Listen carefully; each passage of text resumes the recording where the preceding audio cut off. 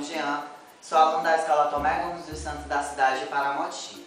O nosso projeto começou a ser desenvolvido no bairro Santa Cecília e a temática que estava sendo trabalhada era esgotos a céu aberto e entulho atrás das residências e nas ruas. Com os objetivos alcançados, pretendemos a continuidade com o mesmo, com o tema Meio Ambiente Preservado igual qualidade de vida. Título: Sustentabilidade do meio ambiente, por todos e todos pelo futuro ambiental de Paramoti. E dentre os novos desafios que se impõem ao cidadão do século XXI, está a sua capacidade de resolver as questões relativas ao meio ambiente e sua preservação.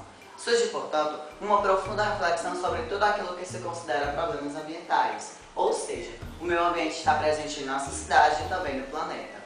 É por estarmos preocupados com o desenvolvimento sustentável de nosso município que buscamos, com este projeto, representar a possibilidade de garantirmos mudanças visando a defesa e os cuidados com o meio ambiente, para hoje e futuramente não comprometermos os sistemas ecológicos e sociais que sustentam o nosso município.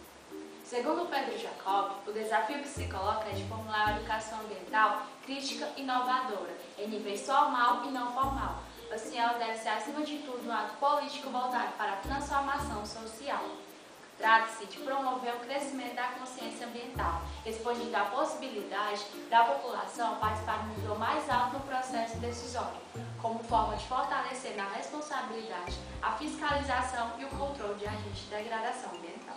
Iremos para os nossos protótipos. Primeiramente, quero frisar que a nossa bomba ecológica é totalmente reutilizada por restos de canos e serventia.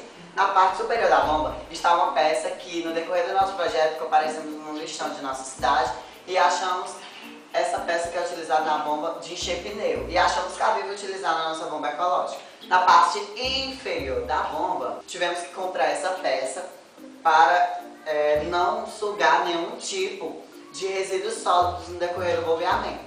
Ao visitarmos o lixão do nosso município, encontramos alguns materiais que poderiam ser reutilizados na nossa bicicleta ecológica, como a garupa e o guidão. O restante dos materiais, como os tambores e as torneiras, são doados pela população, na qual a bomba, ela bombeia a água do açude e colocando aqui a água bombeada, nós iremos aguar nossas plantinhas que nós plantamos na avenida principal da nossa cidade, na praça. A Fundação da ASAMAR, a Associação dos Agentes Ambientais de Meio Ambiente Preservado. Trouxemos a ata de fundação para mostrar e a certificação em cartório, selo de autentificação. Então, desde já, a gente deseja os nossos sinceros agradecimentos e este é o nosso projeto científico no ano de 2015.